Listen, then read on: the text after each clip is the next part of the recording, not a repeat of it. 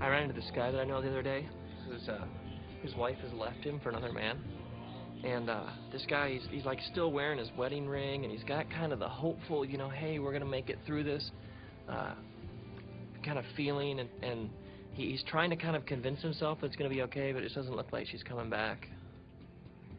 And this other friend of mine, she's telling me that, like, she doesn't really have the same kind of beliefs as her family. And every time she goes to a family reunion, she said they all just turn on her. And they said she's like, they just get mean and angry. And she says, it just gets ugly really fast. And she leaves in tears every time. It's like everyone I know has wounds.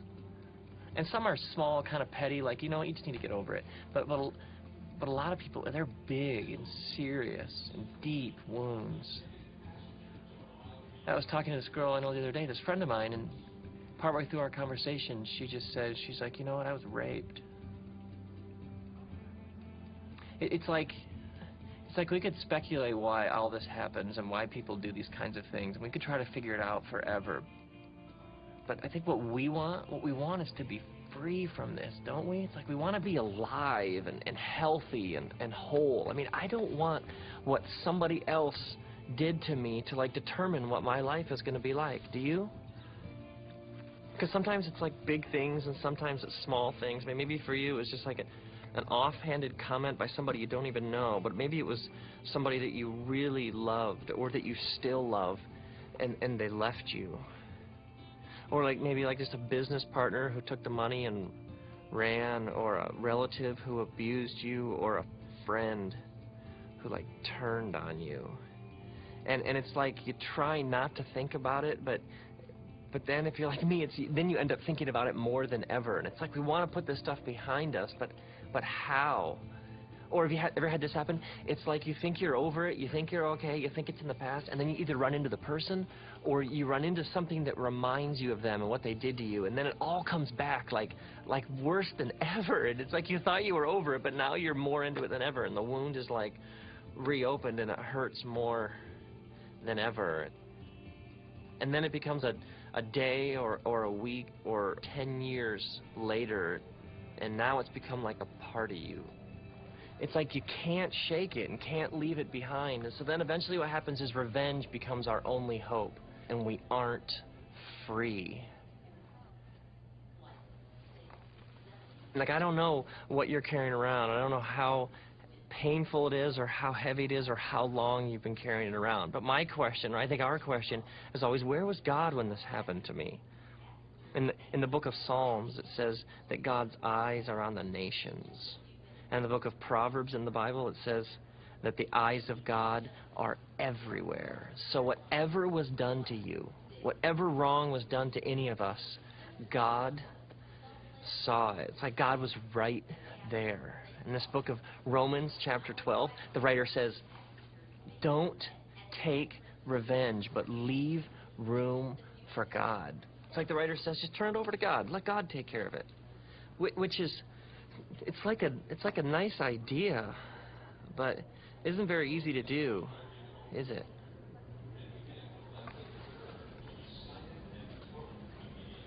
It's because, like, revenge is like part of our world, isn't it? I mean, we talk like this all the time. We'll say things like, you know, I'll settle the score, or I'll teach them, or they'll learn not to mess with me. I mean, we talk like this all the time. But think about revenge.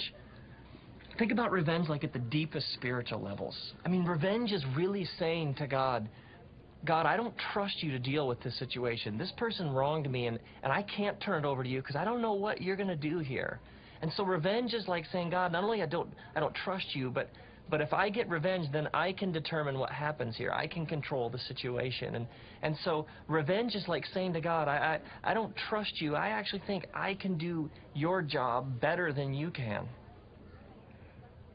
And some friends of mine the other day, we were talking about this idea of what revenge really is at the deepest spiritual levels, and how it's just an insane way to live.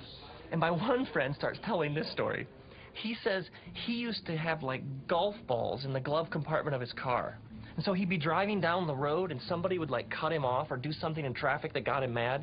So he'd pull ahead of them and then he'd pull in front of them and then he'd take the golf balls out of the glove compartment and he'd like toss them out of his sunroof, hoping that they would like dent the car that had cut him off.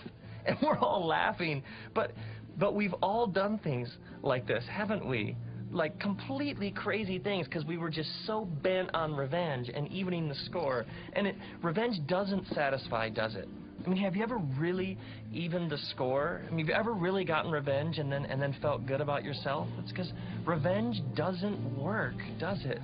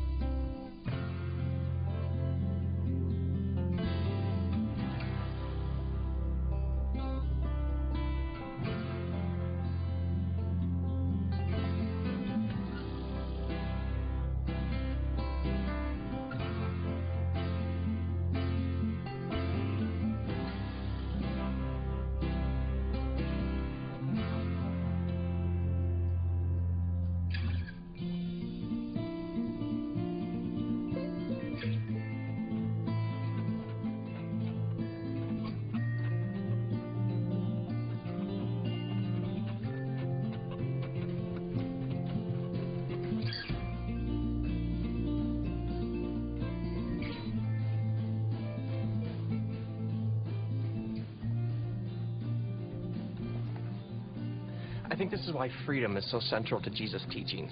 It's like right at the heart of his message is this simple claim that God has forgiven us of all of our sins, doesn't hold any of our past against us, because none of us have clean hands, do we? I mean, we've all wronged someone. But with Jesus, there's no condemnation, there's no list of wrongs, there's no judgment. It's like the cross is God's way of saying, like, I don't hold your past against you. See, some people have a warped view of God, that God's like waiting to just like punish them for any wrong thing they do. And so even when it comes to doing the right thing, like in this case, forgiveness, there's this paranoia that if they step out of line at all, God's like waiting right there to squash them. And so like any runny nose or any freak accident, anything bad that happens, people assume is like God punishing them because they weren't doing the right thing at that time, or that everything's some sort of judgment or punishment. But this isn't the kind of picture that Jesus paints of God. Jesus gives us these pictures of a God who's like full of love and grace and mercy and forgiveness, who like keeps pursuing us and who keeps insisting that his way is the best possible way to live. So when I forgive somebody, I'm giving them what God has given to me. Have you ever heard somebody say that like because of something that was done to them, they've been like, you know what? Somebody say that like because of something that was done to them, they've been like, you know what? You don't understand. What they did to me is so horrible, I will never forgive them. I can't forgive them for what they did. But like, what if God said that? But what about those people, like the kind that are going to hurt us again and again? And we may forgive them, but they'll just keep hurting us. There's this proverb in the Bible that says, like a dog returns to its vomit, so a fool returns to their folly. It's like some people are destructive and they're toxic and they're going to wrong us and they're going to do it over and over again. And the relationship may never go back to how it was. And so with some people, we might need to set up boundaries with them, put some space. Some people, we may not even be able to be around them. Because forgiving isn't always forgetting. Like in the healthiest of relationships, somebody wrongs the other person and then they just, like they let it go and they move on and it's no big deal. But sometimes forgiving is remembering. And some people are going to keep returning to their vomit. And we don't have to be there when they do. If he's hitting you or you're being abused, you need to get out. And you need to get out now. Because some people, toxic, dangerous people, they may need to live with the consequences of what they've done. I mean, that might be how God gets their attention.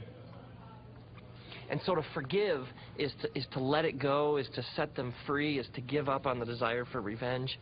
But ultimately, to really forgive somebody, I have to actually wish them well. I have to hope that good comes their way. Because if I'm still unable to wish them well and wish them good, then I'm really just waiting for them to get punished, and I haven't forgiven them. Maybe the real point of forgiveness isn't other people. I mean, we talk about setting them free and letting it go, but maybe forgiveness is ultimately about me and about you. It's about us. Because when I forgive somebody and I set them free, it's like I'm really setting myself free. It's like when I forgive them and I let them off the hook, I'm really letting myself off the hook. If I'm still carrying all that stuff around, it's a miserable way to live. I mean, I don't know what you're carrying around or how long you've been carrying it around. But as we journey through life, we get hurt and we get wounded and we end up carrying these debts that people owe us. It's like we carry them with us everywhere we go. And after a while, these bags get heavy, don't they? And they can end up making the journey exhausting.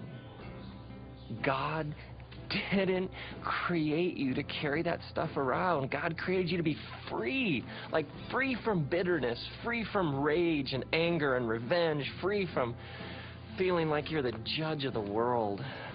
I mean, what does it look like for you to just let it go? I mean, maybe you have to do something. Maybe it's a phone call or an email or some sort of face-to-face conversation, or maybe there's just that moment, like where deep in like the very fiber of your being, you just say, I'm not gonna carry that around for one more day.